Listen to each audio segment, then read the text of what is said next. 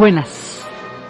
Inglaterra acaba de librar la batalla más importante de toda su historia en la era moderna, con su participación en la Segunda Guerra Mundial. Inglaterra logra mantenerse el tiempo suficiente para que Estados Unidos entrara en la guerra, logra estar a la altura de la responsabilidad histórica de poder aguantar entera y sola a los alemanes, a todo el ejército nazi, logra después de la guerra relámpago aguantar lo suficiente, esperando el momento en que Estados Unidos pudiera entrar. Porque si no, si Inglaterra no aguanta, cuando Estados Unidos entrara, ya la cosa estaría en una situación tan dramática que no se puede uno imaginar los costos que eso hubiera tenido. Y sobre un balance de 50 millones de muertos, uno no puede imaginarse cuánto más hubiera podido suceder si Inglaterra no aguanta. Entonces Inglaterra aguanta. Después es que los Estados Unidos entran en la guerra, entran a apoyar a Inglaterra, pues que era la que estaba con el agua al cuello. Y después, cuando la invención del radar y del sonar, es que se empieza a cambiar la correlación de fuerzas con respecto al ejército nazi, y es cuando el empuje que se le da a la aviación la convierte en la principal arma de guerra de todo el conflicto, porque los alemanes, ellos atacaban era con las divisiones Panzer. La respuesta que le van a dar a los Panzer es la aviación, y la aviación fundamentalmente la desarrolla Inglaterra, la RAF, la Royal Air Force, y toda la aviación norteamericana. Entonces, ya el conjunto de la aviación de la Royal Air Force, de la RAF, con la aviación norteamericana, en consonancia con las redes de resistencia, que son las que reivindicaban, cogían a los pilotos, los curaban y los mandaban de vuelta a Inglaterra para que pudieran seguir cumpliendo misiones, van a realizar un ataque contundente sobre los alemanes, y ya lo que va a ser el desembarco de Normandía al final de la guerra va a ser un ataque combinado, de un ataque aéreo que va a llevar 250.000 hombres, y 500.000 de hombres alcanzaron a desembarcar en las playas que tienen cada una un nombre código, las playas de Omaha en Normandía. Mientras tanto, De Gaulle, a condición del desembarco, porque De Gaulle sabe por dónde va el agua al molino, después de la conferencia de Yalta le parecía que si él no estaba en la mesa era porque estaba en el menú, entonces dice no, ese desembarco no se podía hacer si no eran las tropas francesas las primeras a entrar en el París liberado, porque él sabía que si no ponía esa condición, el primero que entrara en París, ese se tomaba la ciudad. Entonces ya después viene el desembarco de Normandía, y en las conferencias de Yalta es cuando se decide cómo se va a repartir el mundo. Y esto es lo que es absolutamente vulgar, cuando el cuento de la servilleta, que Churchill le pasa la servilleta a Stalin y le dice que se repartan Polonia y Grecia en proporciones de 90-10, 90 de Polonia para los soviéticos, 10 para los ingleses, 90 de Grecia para los ingleses, 10 para los soviéticos. Cuando están repartiéndose el mapa de esta manera tan supremamente terrible, porque el mundo queda repartido ahí, es cuando termina la conferencia, digamos, con un anteproyecto de lo que va a ser el mundo después de la Segunda Guerra Mundial. Ahí es cuando se presentan las elecciones. En las elecciones, en ese momento Churchill pierde las elecciones porque el hombre que los llevó a la victoria en la paz en la guerra no será el hombre que los gobierna en la paz, porque su carácter intolerante hace que sea muy difícil para él gobernar en tiempos de conciliación, que es la época de la reconstrucción. Entonces, en ese momento él va a perder las elecciones. Roosevelt morirá a finales del 44, y ya la conferencia de Potsdam, ahí ya son otros y es a otro precio. Ahí ya está Truman por los Estados Unidos, y Truman en línea durísima. Y ahí está Adler por Inglaterra, ya son los laboristas, y Stalin no confía en nadie, porque no confiaba ni siquiera en aquellos con los que ha peleado. A estos el tipo los trata como desconocidos. Y el ambiente en Potsdam es un ambiente de total desconfianza. Ahí la cosa es mirando de rayado. Y ahí es donde empiezan a hacerse los repartos, y ahí es donde, desde antes, el misterio que se estaba ciñendo sobre los países de la Europa Oriental había motivado a Churchill a hacer una declaración en la cual decía que parecería como si un telón de acero se estuviera cerniendo sobre los países de la Europa Oriental, la cortina de hierro. La frase la inmortaliza Churchill, y de ahí en adelante será así como se va a referir a los países de la Europa Oriental, que más adelante van a quedar ya oficialmente bajo la tutela de la Unión Soviética y bajo la total dominación de la Unión Soviética.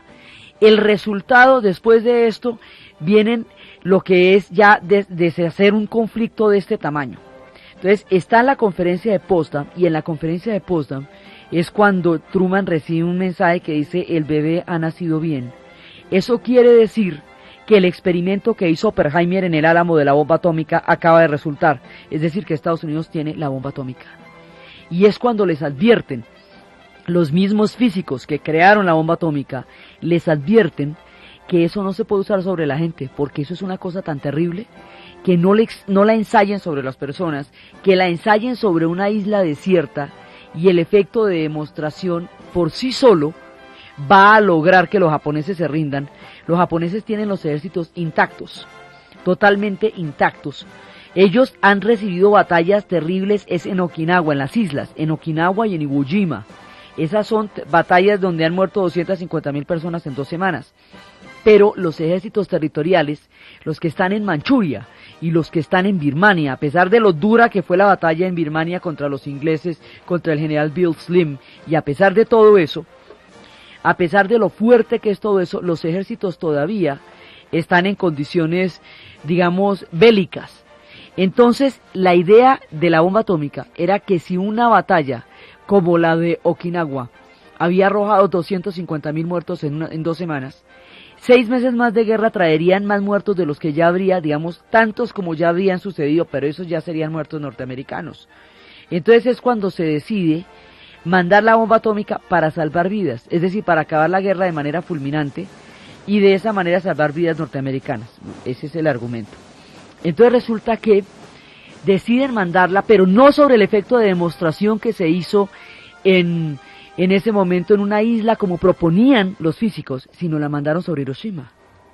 Y en el caso de que hubiera justificación histórica para eso, en el caso de que la hubiera, al otro día, cuando ya Japón estaba planteando la rendición, manda la de Nagasaki. Y esa sí no tiene ninguna justificación, si alguna vez alguna lo tuvo. Y como eso es un crimen histórico de los vencedores, ese no lo cobra nadie, porque son los vencedores los que lo cometieron. Entonces estalla la bomba atómica, y ya, digamos, el mundo ya no será el mismo desde entonces. Lord Mountbatten, que en ese momento estaba en las tropas, estaba con las tropas en Asia, le dicen: prepare la rendición del Japón en 8 días.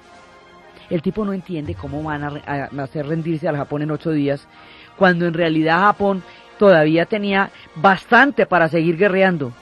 Era por la bomba atómica, el secreto mejor guardado de toda la guerra. Entonces a Mountbatten le toca la rendición de las tropas japonesas. Japón se rinde de manera incondicional. Y a los ingleses se les pide, cuando están en la rendición, que no les pidan la espada samurái a los japoneses, porque con eso les quitan el honor. Sin embargo, les piden la espada samurái, y vienen los procesos contra los japoneses, y los japoneses, a diferencia de los nazis que irían al proceso de Nuremberg, no comprenden en absoluto de qué se trata lo que los están juzgando, no entienden para qué ni por qué, entienden que ellos perdieron la guerra, suponen que por eso los van a matar, pero entender el concepto del juicio que se les está haciendo no lo entienden, porque para ellos no existe maltrato a los prisioneros, porque para ellos una persona que se rinde no tiene honor, y los que no tienen honor pues no tienen derecho a ser considerados seres humanos. Entonces trataban a los prisioneros como seres no humanos, porque eran seres sin honor. Un concepto totalmente distinto de lo que es la guerra y la prisión tenían los japoneses, y eso hace que ellos ni se enteren de qué fue que los juzgaron. Ellos se dejaron ejecutar tranquilos porque habían perdido la guerra, pero no entendían de qué se trataba lo que estaba pasando.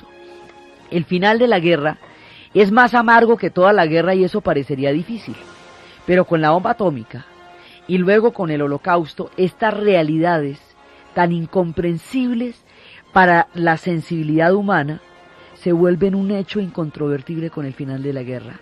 La guerra termina dejando una lección de amargura y de barbarie mucho más grande de la que el hombre pudiera concebir, demostrándonos que la especie puede ser mucho más agresiva, bárbara y cruel de lo que cualquiera pueda imaginar. El final de la Segunda Guerra Mundial nos deja muy mal parados como especie a todos, porque queda claro que la capacidad de horror del ser humano no tiene límites desde que cosas como estas pasaron.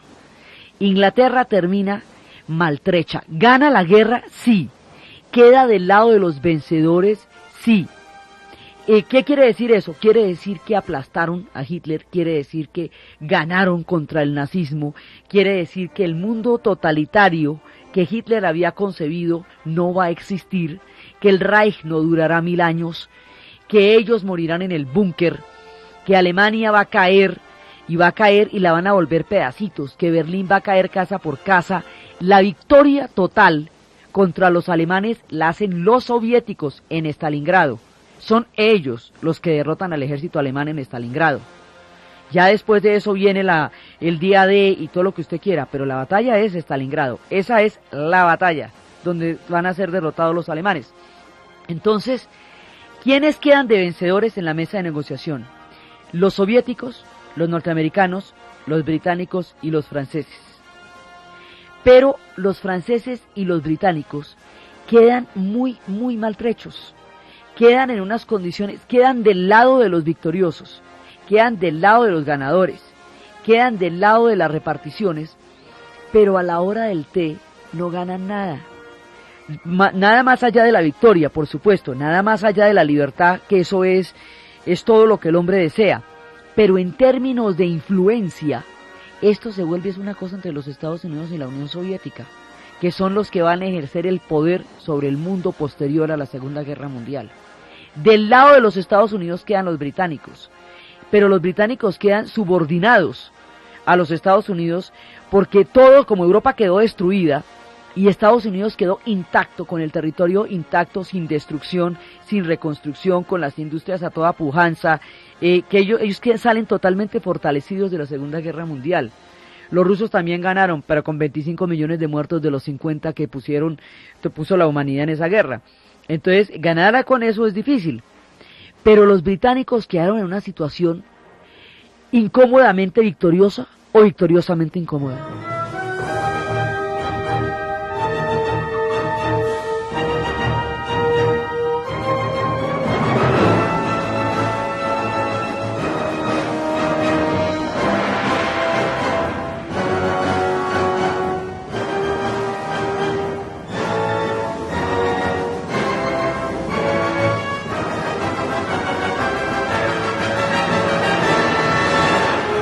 Esta situación incómodamente victoriosa o victoriosamente incómoda hace que la salida de Inglaterra de la Segunda Guerra Mundial sea muy ambigua. Ellos ganan, su heroísmo los saca adelante a ellos y al mundo que en un momento defendieron, pero quedan terriblemente debilitados. Van a tener años de reconstrucción y pasará tiempo antes de que las mermeladas y los jamones puedan volver a llegar a las mesas. Van a pasar tiempo de privaciones. La posguerra es una cosa muy horrible, eso es una cosa espantosa porque una guerra es como un incendio. Todo el mundo está a pilas, salvándose, mirando a ver cómo hace, rescatando, todas esas cosas. La posguerra es como cuando usted llega al otro día, cuando todo se ha quemado, y va a ver qué fue lo que se perdió, y va a ver que lo que se perdió es irrecuperable. Esa sensación de un mundo ido, de una inocencia nuevamente mancillada, de un mundo perdido, es la que le queda a Inglaterra en la posguerra. Es una sensación terrible de espanto también, de espanto. Los europeos quedan muy aburridos después de la Segunda Guerra Mundial porque es una situación verdaderamente terrible la que vivieron en ese momento. Y los ingleses quedan como en un ánimo bastante nuboso, bastante terrible. Y en ese momento, por lo debilitados que ellos quedan, y por las circunstancias que sucedieron en la Segunda Guerra Mundial, va a empezar algo que los británicos nunca se imaginaron: el fin del Imperio Británico. La Segunda Guerra Mundial marcará el fin del imperio que en tiempos de victoria cubrió toda la tierra.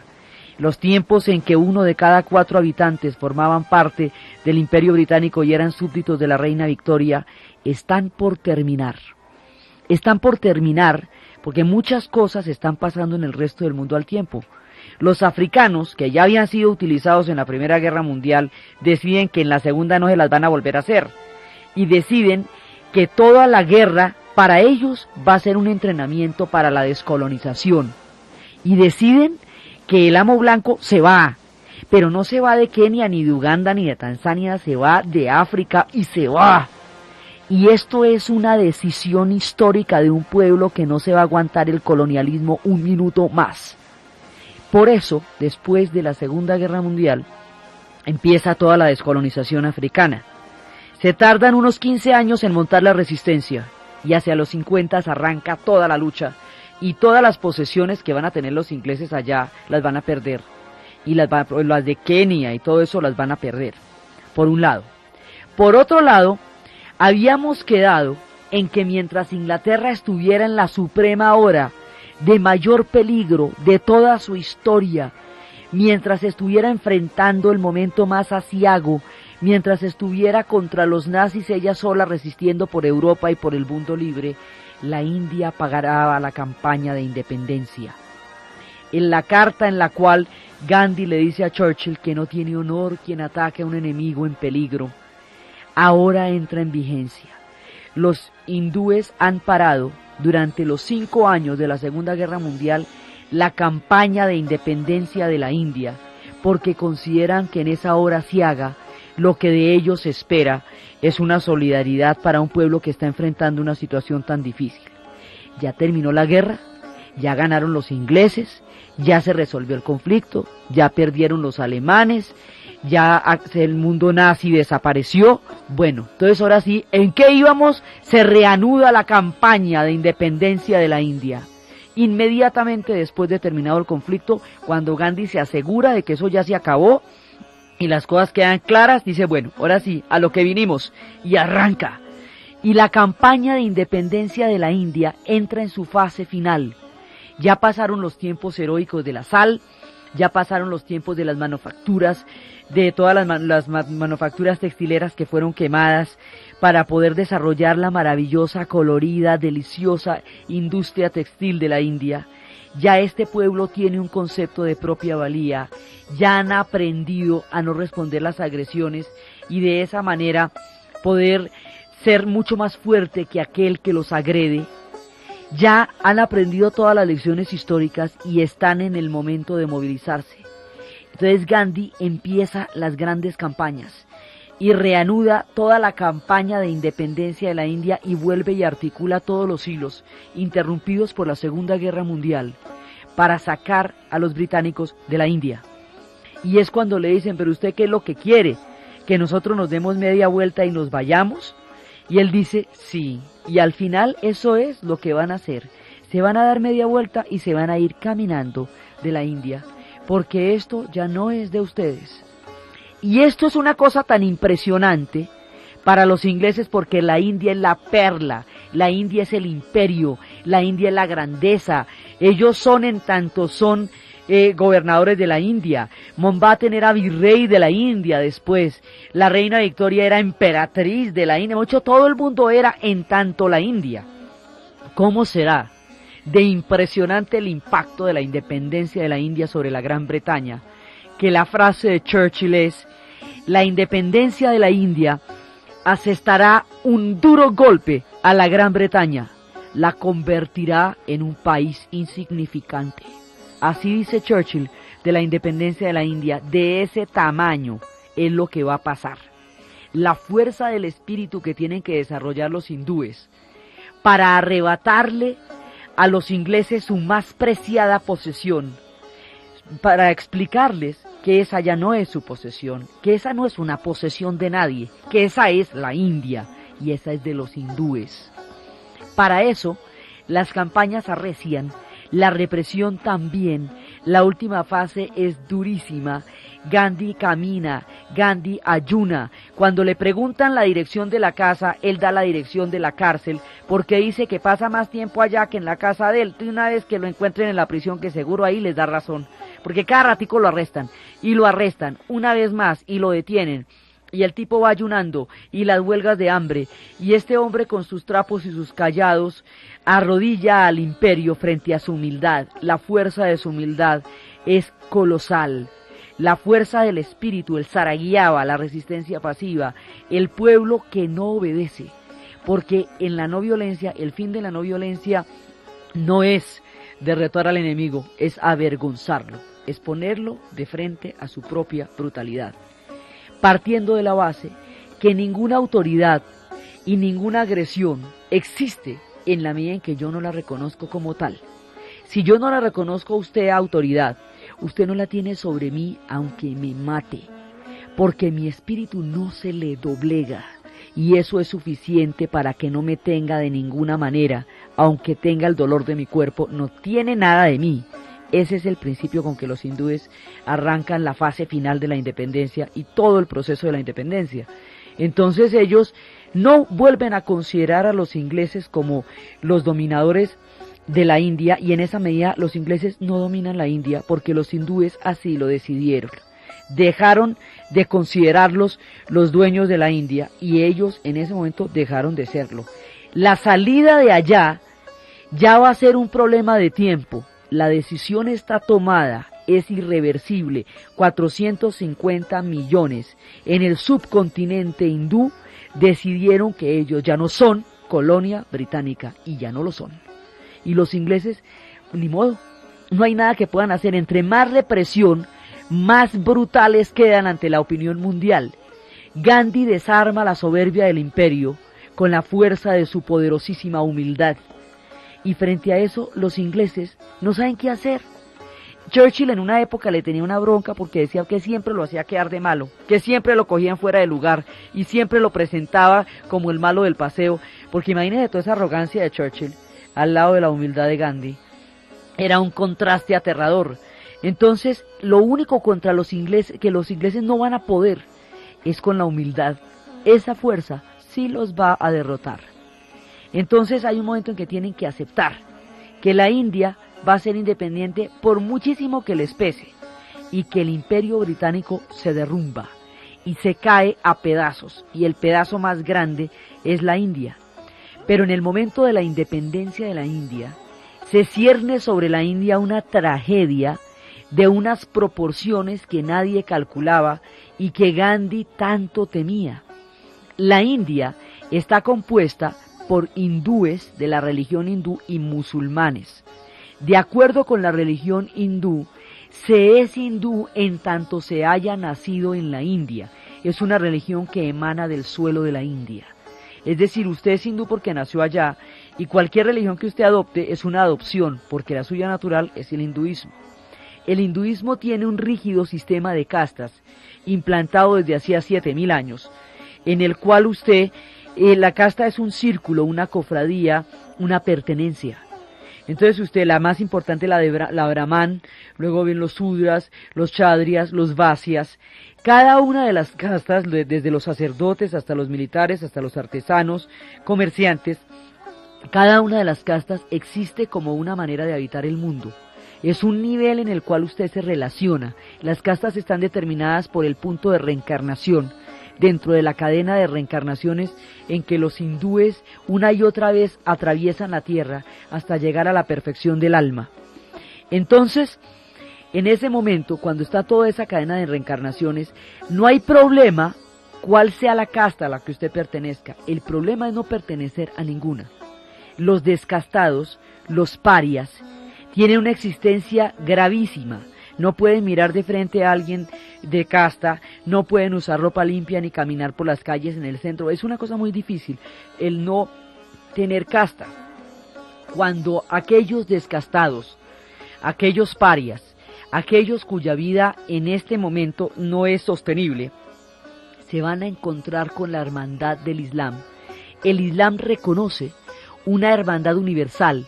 Todos son hermanos ante Alá. Y el Islam no distingue nada, no distingue razas, no distingue procedencias. El Islam a todos acoge en su seno.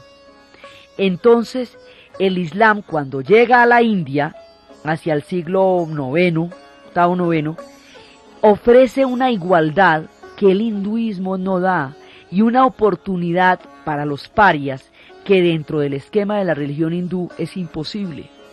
Eso hace que masivamente una parte importantísima de la población de los descastados se abracen al Islam y se entreguen totalmente a Alá, porque bajo Alá ellos son pueblos dignos. Bajo el hinduismo no tienen dignidad porque no tienen casta. Eso va a crear sociedades totalmente diferentes porque los hindúes y los musulmanes son completamente distintos. Y esa diferencia va a coexistir a lo largo de los milenios, pero en la hora suprema de la independencia entra en su más grave quiebre.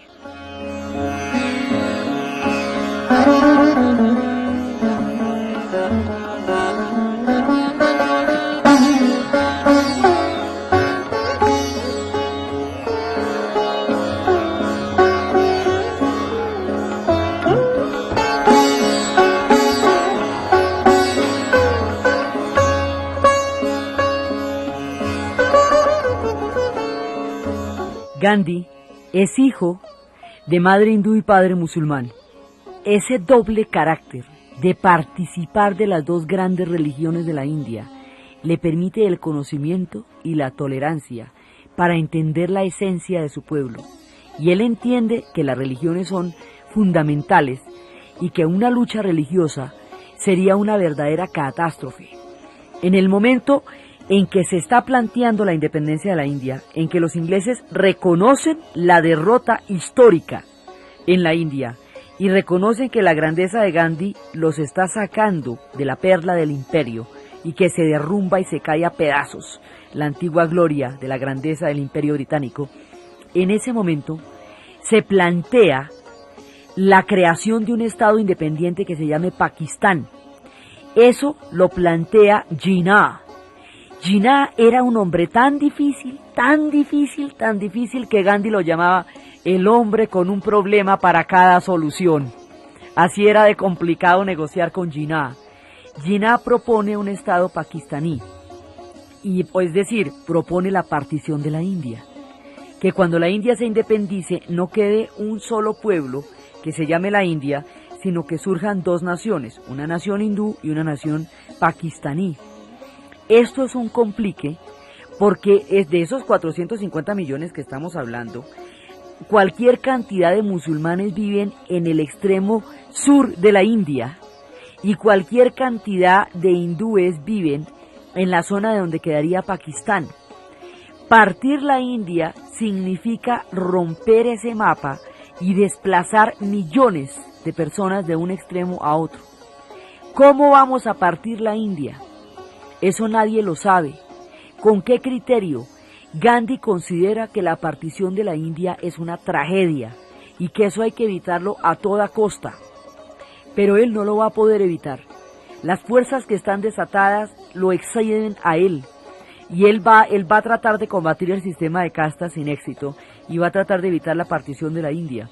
Hay una novela que se llama Esta noche la libertad, de los mismos de Art de París. Y en esa novela plantean que los astrólogos habían dicho que el día de la independencia de la India era el más nefasto astrológicamente. Por supuesto, los ingleses no estaban para sutilezas y declararon ese día la independencia de la India.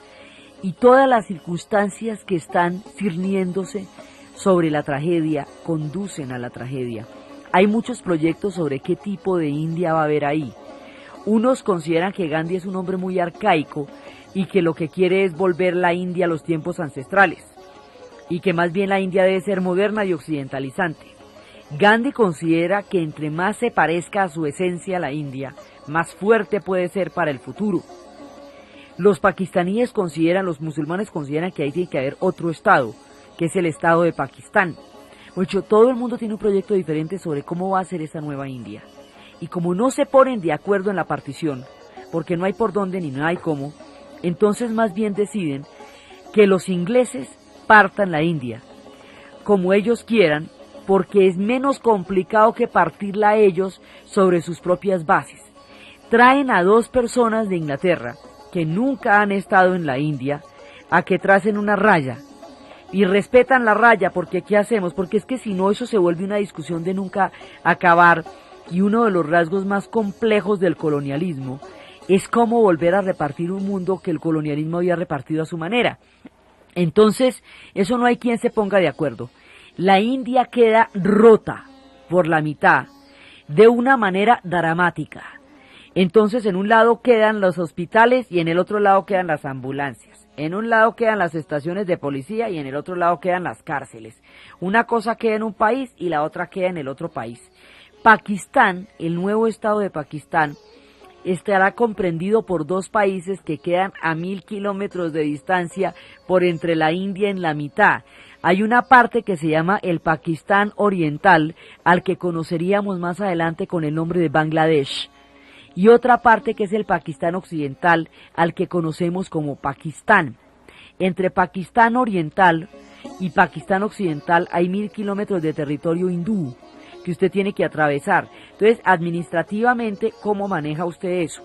Para mandar una comunicación del Pakistán Oriental al Pakistán Occidental, eso es un complique tan grande que por eso es que más adelante va a haber una guerra de independencia de Pakistán Oriental, que será la guerra de Bangladesh, que estará marcada por una hambruna absolutamente terrible y frente a la cual se hará un concierto que es por el que el mundo la conocería más paradójicamente, es el que van a organizar Ravi Shankar y George Harrison más adelante, en beneficio de la hambruna, para tratar de ayudar a la gente que moría de hambre en Bangladesh.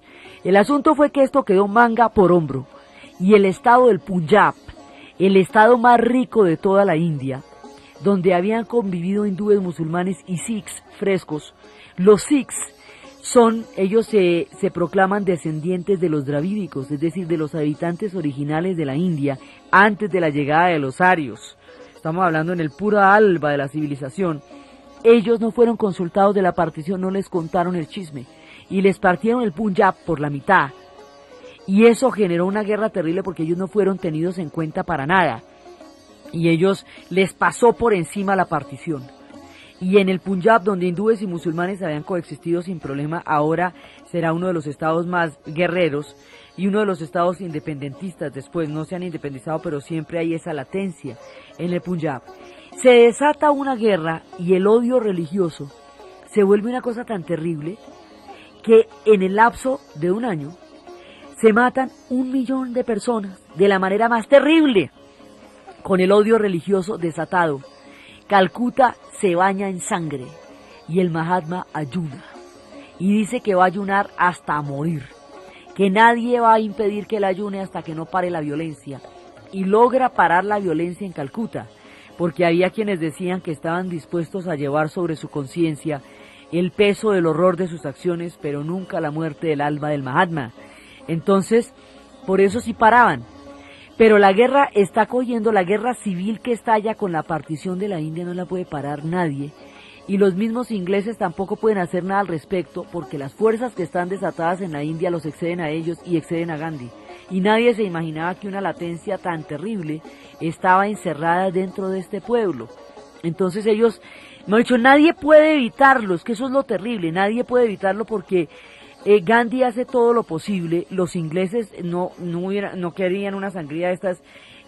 La sola pérdida del imperio ya para ellos es terrible. Lo que está pasando ellos no lo pueden ni comprender. Y hay un momento en que es tanta la animosidad, el problema, el conflicto, que Gandhi decide que va a hablar con los musulmanes y les va a hacer las concesiones que haya que hacerles, porque lo que hay es que parar esa guerra. Están llegando los trenes ensangrentados que cada vez que paraban en las estaciones estaban llenos de cadáveres. Usted no se da cuenta qué horas han matado a toda esa gente. Una barbarie de esas que nosotros sí nos podemos imaginar. Entonces, resulta que cuando están en todo este horror, Gandhi dice, yo voy a hablar con los musulmanes, a ver si hablando con los musulmanes logro parar la guerra. Y la noche en que va a hablar con los musulmanes, el fanatismo es tan grande que uno de los hindúes asesina al Mahatma. Al otro día iba a hablar con ellos, y en esa tarde, después de la oración de la tarde, y después de haber recibido la peregrinación, y después de que todo el mundo oró con él, el Mahatma Gandhi es asesinado, el hombre más maravilloso del siglo XX, el ejemplo histórico más enaltecedor del siglo más sangriento de la era moderna, muere por las armas, es asesinado por un fanático hindú que prefiere matarlo antes que permitir que hable con los musulmanes. Y el asesinato del Mahatma enlutece toda la Tierra. Todo el planeta Tierra debe llorar la muerte de un hombre así, y es cuando Einstein decía, las generaciones futuras no podrán concebir que un hombre así alguna vez habitó el planeta Tierra. Y es tan grave la pérdida del Mahatma que la guerra civil para. Inmediatamente los hindúes y los musulmanes dejan de matarse, porque la vergüenza de la muerte del Mahatma los carcome, y sus almas no pueden resistir el horror de que este hombre haya sido asesinado. Por eso duró un año inmediatamente después de la independencia, en el 48. Y después de la independencia en el 47, en el 48 pasa todo esto, el Mahatma muere, su cuerpo es cremado en las orillas del Ganges, en Benares, en la tierra sagrada, en el río sagrado, para encontrar la transmigración de su alma, de acuerdo con los ritos de los hindúes. Y el luto es absolutamente sobrecogedor sobre la India y sobre el mundo entero. Y los ingleses dicen, menos mal que fue un hindú el que lo mató y no un musulmán, decía Mountbatten. Y dice, ¿usted cómo sabe que fue un hindú? Dice, porque si fuera un musulmán ya no existiría la India. Y la partición se hace inevitable. Y el desplazamiento de millones de personas de un extremo al otro en carretas, pero 10 millones de personas se desplazan, pasando del extremo sur de la India hacia el norte, nororiente o noroccidente, que es donde va a quedar Pakistán. Y en este conflicto quedan metidos por las razones de la partición y por la manera, digamos, aleatoria como se hizo la partición, ahí quedaron un poco de pueblos metidos en unos líos grandísimos, porque había pedazos de la India que todavía estaban en manos de los marajás y todas esas cosas. Entonces ahí quedó un lío grave que no se ha solucionado. Ese lío se llama Cachemira, porque Cachemira es pakistaní, pero en ese momento estaba bajo la jurisdicción de un marajá hindú, y por lo tanto la dejaron del lado de la India, pero ella es pakistaní, y eso es lo que reivindican, y eso es el motivo de la guerra. El Punjab queda partido en dos, y ahí sigue habiendo guerra, y más adelante un ataque frontal de Indira a los Sikhs, al templo de los Sikhs, va a llevar a que los Sikhs asesinen a Indira Gandhi.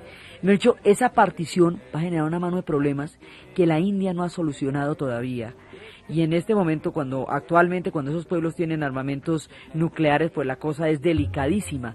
Todos esos problemas salen de la partición y los ingleses no pueden hacer nada, porque la partición genera todos esos líos, pero la partición es una decisión de los hindúes y de los musulmanes. Y es una decisión que pasa por encima de Gandhi y en la que los ingleses de todas maneras ya no tenían arte ni parte. Ellos son los que la van a repartir, pero la reparten de acuerdo con las instrucciones que hindúes y musulmanes habían dado. Y ahí empieza el comienzo de la tragedia y una era de inestabilidad política que la India todavía no ha superado, y la existencia de Pakistán como un estado musulmán. Los pueblos ancestrales que compartieron la historia ya no la compartirán más.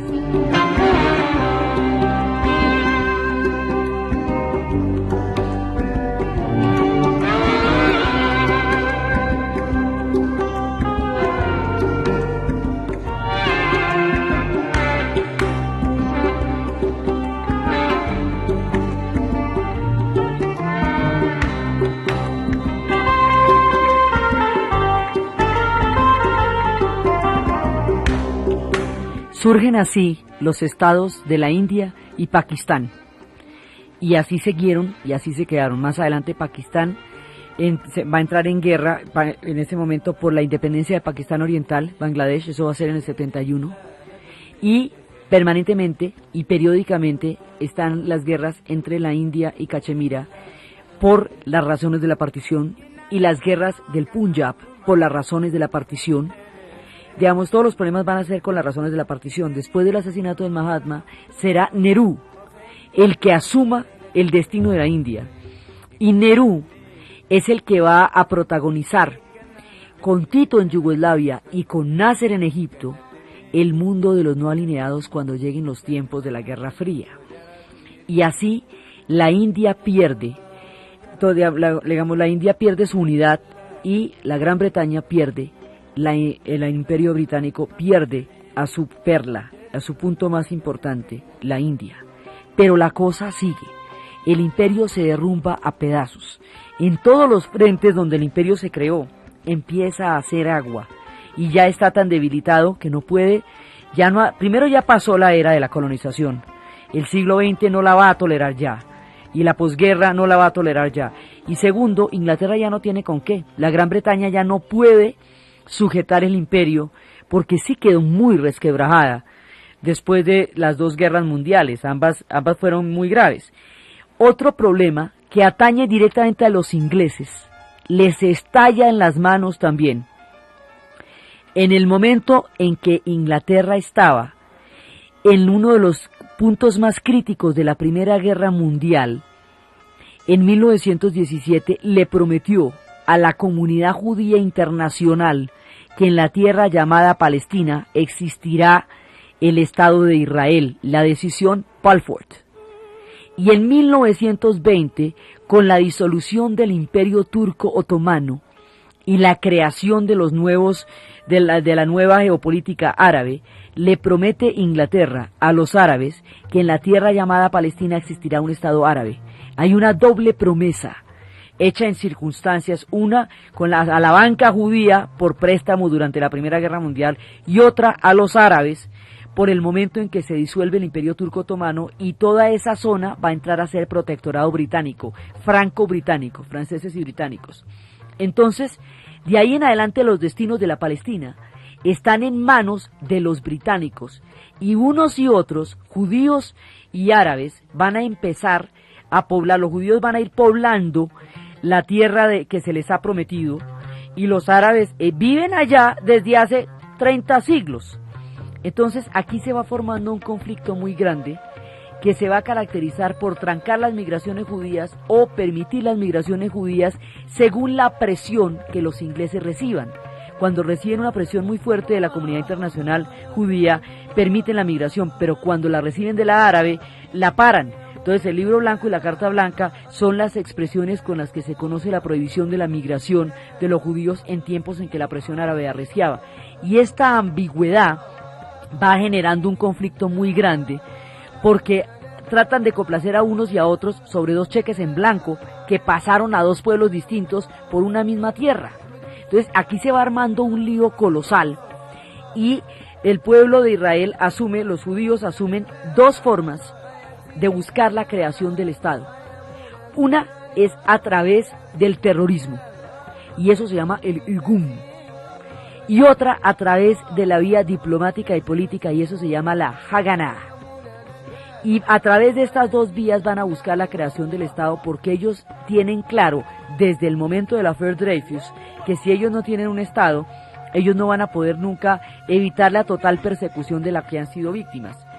Cuando termina la Segunda Guerra Mundial y el Holocausto se hace presente ante los seres humanos, la realidad más brutal de todas, nadie lo puede creer y los europeos sienten un complejo de culpa gigantesco porque los entregaron, por la pasividad con que permitieron que todo eso sucediera, por la responsabilidad que tienen por omisión, tienen un complejo de culpa grandísimo y salen barcos que se salvaron de los campos de concentración y mueren ahogados en el Mediterráneo porque no tienen ni un solo puerto a donde atracar. Y cuando eso pasa, el buque Éxodo se rebautiza el Éxodo y hace una huelga de hambre en Haifa hasta que los dejen desembarcar. La novela de León Uris y la versión cinematográfica con Paul Newman ilustran en 4 horas y 1000 y pico de páginas esta historia. Entonces, la gente en el Éxodo los viejitos, niños, bebés, todo el mundo va a hacer huelga de hambre hasta que los dejen bajar en Haifa. Y la presión del buque Éxodo, por la referencia bíblica también, es la que va a hacer indispensable una decisión sobre la creación del Estado de Israel. Están muriendo en el mar la gente que salió de Treblinka, de Auschwitz, de Sobibor, de Dori Rottenberg, de todas partes. El mundo no puede concebir lo que está pasando. Y el complejo de culpa de los europeos y la necesidad de una solución ya, la desesperación del pueblo judío, su martirio, el holocausto, va a hacer que todo el peso de este horror se vaya a recargar sobre los hombros de los palestinos, porque lo que deciden es crear el Estado de Israel en Palestina por los puntos históricos que hay, pero la premura de la decisión hace que nadie tenga en cuenta qué van a hacer con los palestinos. Los palestinos viven ahí desde hace 30 siglos, esa ha sido su tierra, son cananeos, ellos han estado ahí toda la vida, y les van a montar una historia en la cual ellos no tienen nada que ver, una cosa recién creada que llaman la ONU, que por lo reciente que era nadie sabía qué era, decide de pronto que esa tierra suya ya no va a ser su tierra, que esa va a ser la tierra de un nuevo Estado, y a usted le toca salir de ahí a santo de qué. Entonces los palestinos, que son los únicos que no tienen que ver con el conflicto, que no tienen que ver con el holocausto, que no persiguieron a los judíos en Europa, que no los quemaron en la Edad Media, que no los expulsaron del Templo de Jerusalén porque de allá los expulsaron los romanos, que no los persiguieron durante la Ilustración porque la Ilustración fue en Francia, que no los persiguieron durante la Affaire Dreyfus porque estaban al otro lado del mundo, ninguna de las afrentas que los judíos han recibido la recibieron de manos de los palestinos, la recibieron de manos de los europeos. Y los europeos descargaron todo ese problema y los platos rotos sobre Palestina. Y Palestina huye.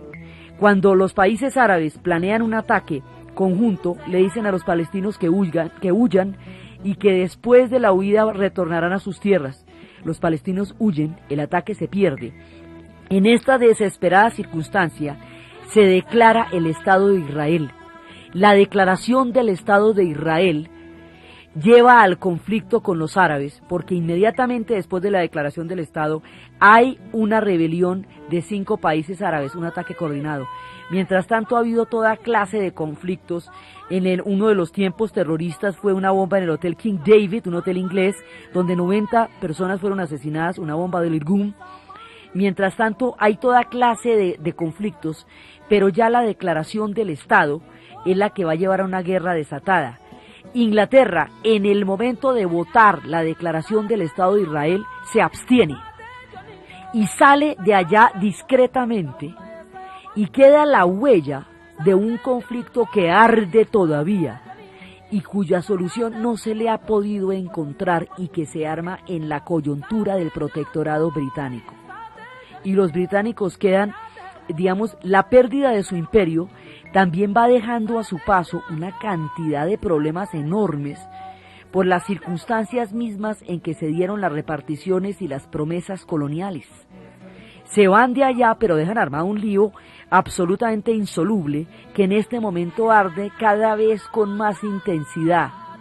Y unos y otros quedan sometidos a una enemistad que dura todo el siglo XX y sigue después del siglo XX, a partir del momento en que se toma la decisión de crear el Estado de Israel. El Estado de Israel tenía que crearse porque es que la gente realmente la estaban matando y se estaba muriendo. Pero Palestina también tenía que vivir.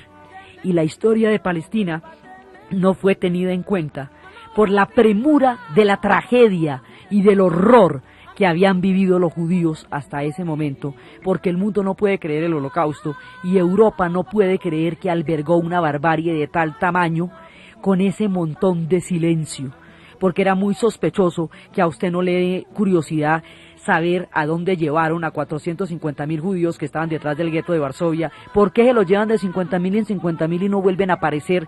¿No le parece mucha falta de chisme no preguntar a dónde los llevaron? Con tanto silencio, si los pasaron por frente a la población, si la gente veía los camiones de las deportaciones y nadie preguntaba a dónde iban y aceptaron que se les pusieran estrellas amarillas en los brazos como si eso fuera normal. Hay un nivel de aceptación terrible y esa culpa histórica la pagan los palestinos, que son los únicos que no tienen nada que ver con eso. Entonces, ahí se arma el conflicto. Ese es el segundo punto de donde salen los británicos. Salen del Medio Oriente, pero su huella es terrible porque está en la raíz misma del conflicto.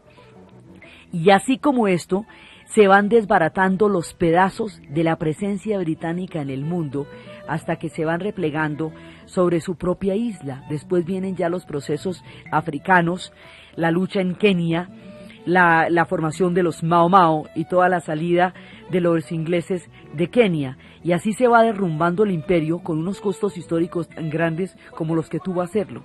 Mientras tanto en Inglaterra, porque estos son noticias del imperio, Mientras tanto, en Inglaterra, la Guerra Fría ha planteado una nueva modalidad de enfrentamiento.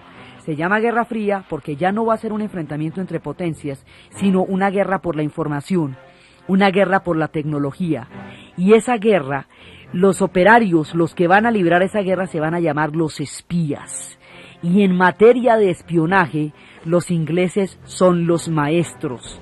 Y el MI5 y el MI6 y el Circus y el servicio a su majestad van a marcar de manera definitiva esta época, y las novelas de John le Carré nos conducirán a lo profundo de la desconfianza y la traición del mundo de los espías, que es lo que vamos a ver después. Entonces, desde la tragedia de la partición de la India, desde la grandeza del alma del Mahatma, desde la mirada de los ingleses que ven derrumbar a sus pies un imperio colosal que duró un siglo y que ahora se les desvanece, desde su heroica victoria sobre la Segunda Guerra Mundial, pero la fragilidad tan inmensa con que salieron malheridos de esa guerra, desde todas estas paradojas, en la narración Diana Uribe y en la asistencia técnica César Moreno, y para ustedes, feliz domingo.